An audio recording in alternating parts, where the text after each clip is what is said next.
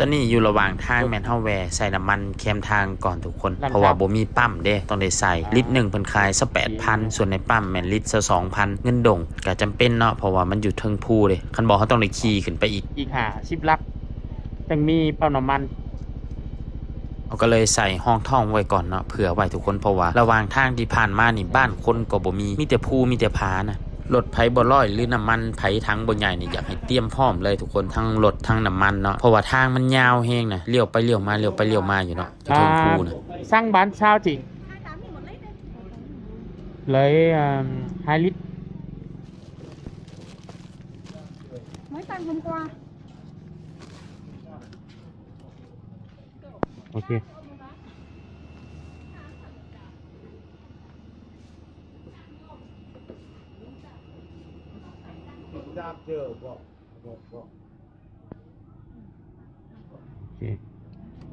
cảm ơn cũng nhiều do hồng mua lên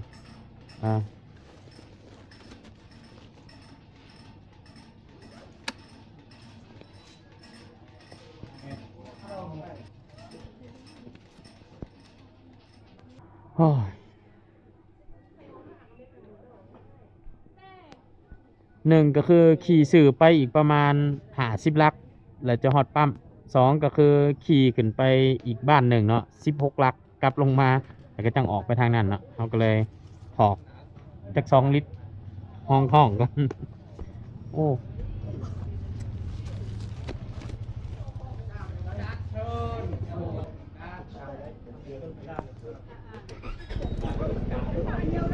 นอน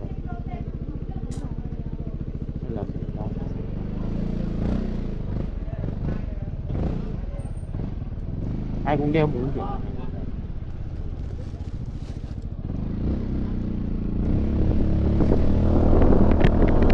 ระหว่างทางนี่งามแท้ทุกคนเป็นภูผาป่าไม้เขียวคักแต่ว่าทางมันอยากเปี่ยว